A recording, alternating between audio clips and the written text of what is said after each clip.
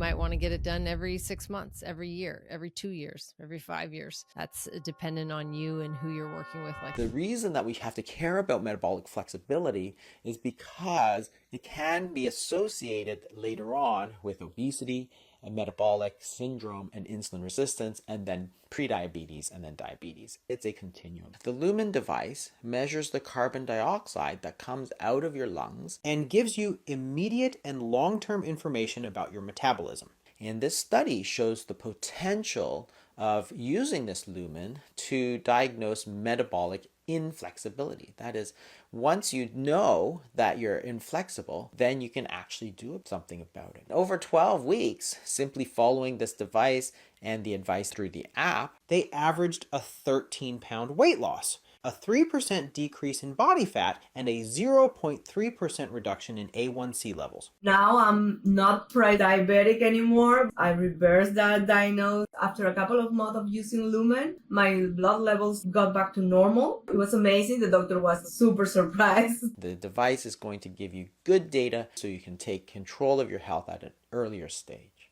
Clearly like a Lumen promotion. I'm not knocking Lumen. I actually have used it. I've used a lot of products out on a lot of devices, a lot of measuring devices, a lot of biometrics, wearables and non-wearables. I do that so I can speak from a personal standpoint of having experienced them instead of just, having an opinion. I think that we can blanketedly say with a fair amount of accuracy that if you're listening to this right now, you are metabolically inflexible. 90% of North Americans are. So you get a 9 out of 10 chance of being metabolically inflexible. I know, because I know myself and what I've experienced, that I am quite flexible actually. And I could ask you a couple questions, take about 3 minutes on a phone call and tell you with great certainty that you were metabolically inflexible. Also give you a guideline of a myriad of ways of how you can alter that and come up with similar progress reports as they have in this 12-week study with people using Lumen. I think whenever you have, for the most part, for most people, when you have something that shows you with some level of accuracy and consistency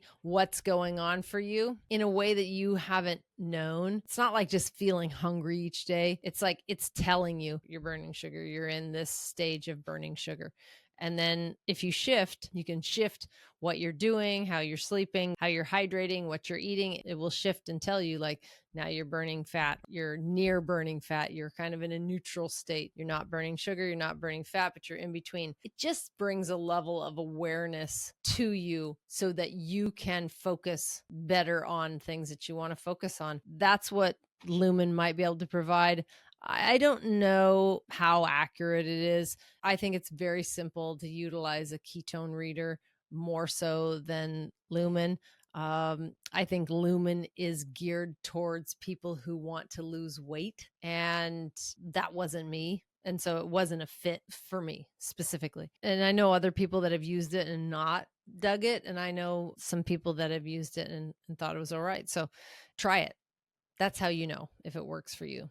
You don't need to be skeptical. You don't need to make up stories about it. If you have an opportunity to try it, or to try a continuous glucose monitor, or to try just an individual prick, or have an A1C test done the next time you have blood work done, or specifically have blood work done so you can test things like your CRP and which is level of inflammation in your body. So you can test your fasting insulin. So you can test your fasting glucose or your A1C. You can test these more important biomarkers so you have a benchmark. Do it now, regardless of your age. If you're 25, if you're 35, get it done so you have it depending on how active you are. You might want to get it done every 6 months, every year, every 2 years, every 5 years. That's dependent on you and who you're working with. Like, depends on your goals and what you're after.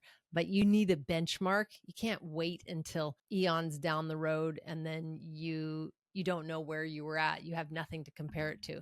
You feel a certain way, but that's arbitrary and it's very subjective. You need cold, hard data. And that's what wearables and non-wearables and some blood tests can reveal, and some methylations tests, and some DNA tests, and some other tests. So